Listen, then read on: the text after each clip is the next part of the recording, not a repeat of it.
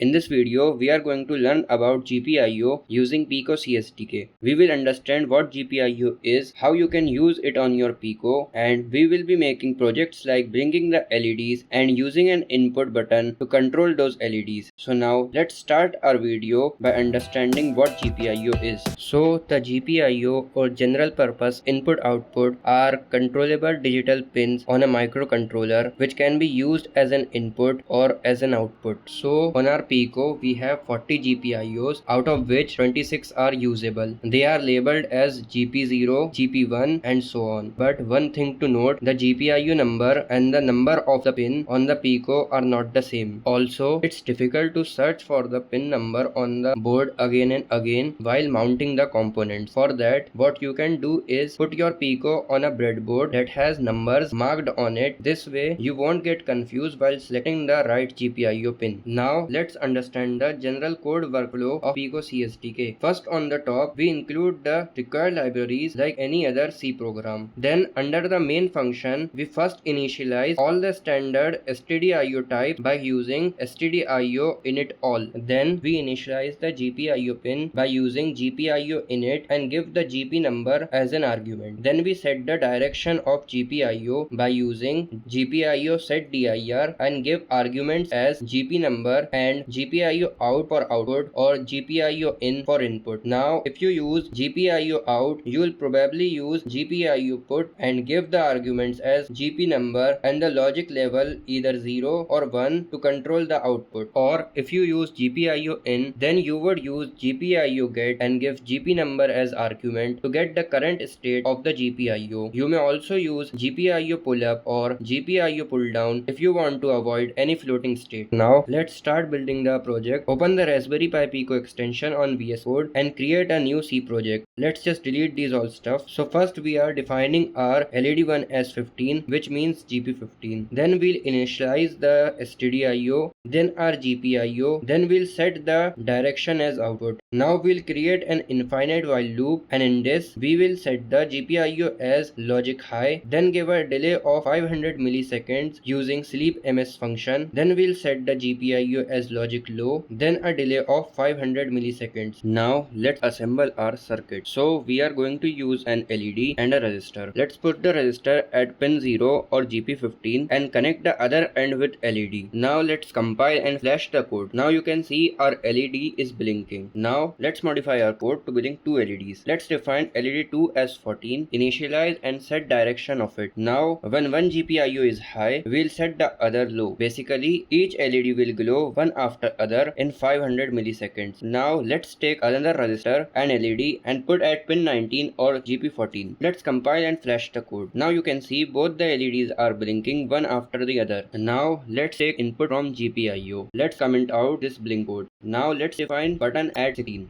Initialize the button GPIO and set the direction as GPIO in. Set a pull up at the button GPIO pin. When the button is not pressed, the GPIO will read high logic, and when press the button, it will read logic low. Now let's add an if condition. Read the button GPIO state using GPIO get. If it's high, basically when button is not pressed, we will set the LED1 as high and LED2 as low. And else when button is pressed, we will set the LED1 as logic low and LED2 as logic high. Also, we are adding small sleep ms delay of 10 to avoid unnecessary burning CPU cycle. Now on our breadboard, we are going to use a tactile switch. Let's put it at pin 21 or GP16 and connect the other pin with ground. Now let's compile and flash the code. Now you can see when the button is not pressed, green LED is glowing, and when I press the button, blue LED starts to glow. So for now, this was all for the GPIO. Now in the next video, I am going to cover about timers. If this video helped you, make sure to hit the like button. If you have any doubt, feel free to ask in the comments. For more such videos like this, make sure to subscribe. Thanks for watching.